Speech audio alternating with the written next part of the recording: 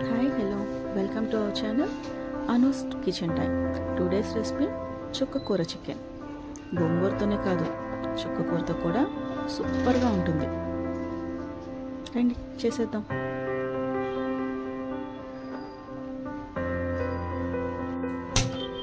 ముందుగా stove on చేసుకుని ఒక పాన్ పెట్టుకుని కావాల్సిన నూనె పోసుకొని వేడి చేసుకోండి. అందులో మీ కారానికి సరిపడా పచ్చిమిర్చిని చీలికలుగా చేసి వేయించుకోండి. పచ్చిమిర్చి వేసిన తర్వాత ఆనియన్ పేస్ట్ వేసుకుని ఆనియన్ పేస్ట్ ముదురు రంగుకు వచ్చేదాకా వేపుకోండి.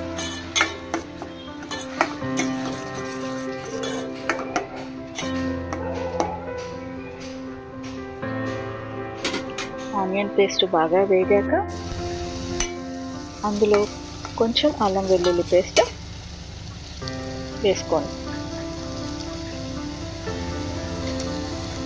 మళ్ళీ మంచిగా మిక్స్ చేసుకోండి.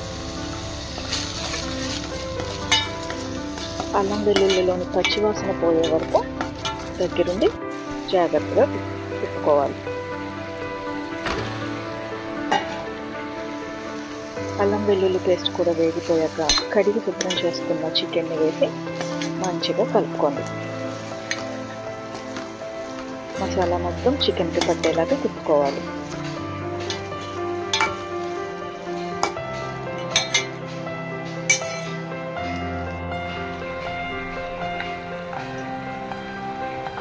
ఇప్పుడు ఈ మిశ్రమంలో తగినంత ఉప్పు, చిటికెడు పసుపు యాడ్ చేసుకుని మళ్ళీ అంతా కలిపి పెట్టుకుని మూత పెట్టి ఉడికించుకోండి.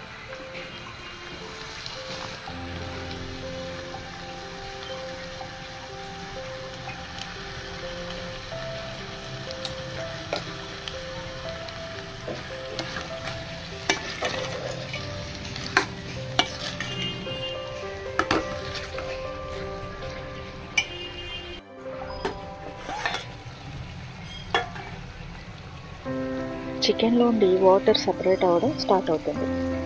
ఆ టైంలో తగినంత కారం వేసుకోవాలి.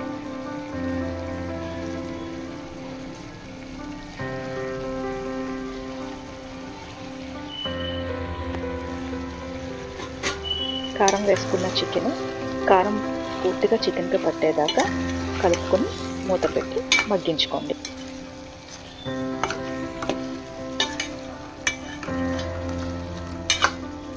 నిదానంగా ఒకదాని తర్వాత ఒకటి ఇంగ్రీడియంట్స్ వేస్తేనే ప్రతి ఇంగ్రీడియంట్ ఒక ఫ్లేవరు చికెన్కి పడుతుంది.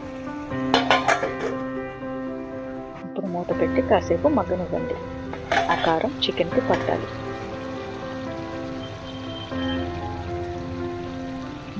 చికెన్ మంచిగా ఉడికిపోయిందండి, తెలుస్తుంది కదా.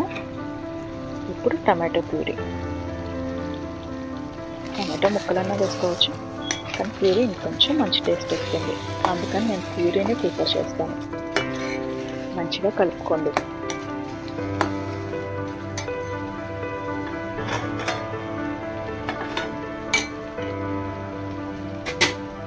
వేసిన టమాటో ప్యూరీ కూడా కొంచెం మగ్గేదాకా మూత పెట్టి ఉంచండి.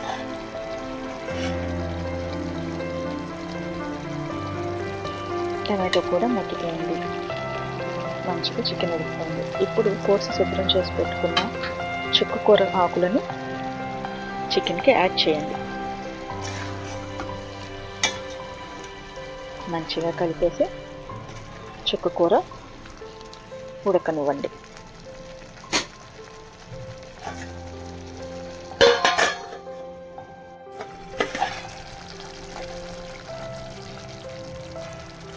చుక్కకూర నూనెలో మసాలాలో మంచిగా మగ్గాక కావలసినంత వాటర్ పోసుకోవాలి.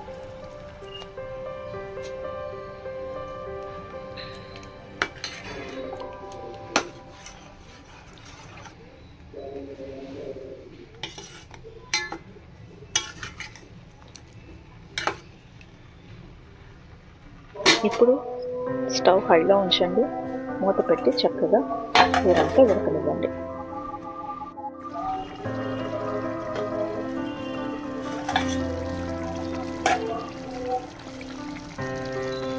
ఎక్కడ అడుగు పట్టనివ్వకుండా మధ్య మధ్యలో తిప్పుతూ ఉండండి.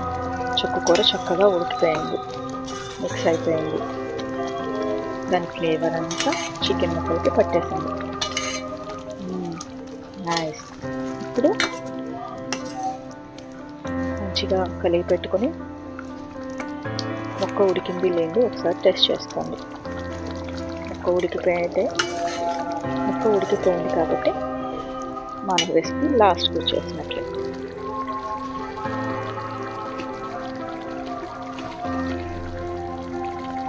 ఇందులో కొంచెం ధనియాల పొడి,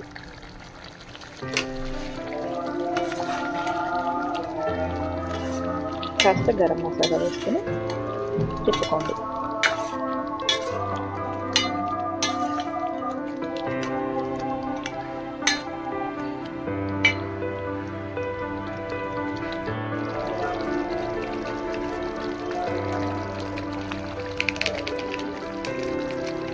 గరం మసాలా ఘాటు ఉంటుంది, చూసుకొని వేసుకోండి.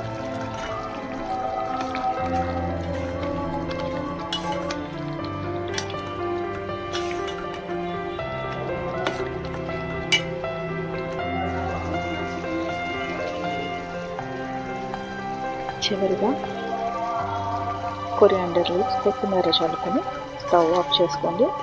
మన రెసిపీ రెడీ.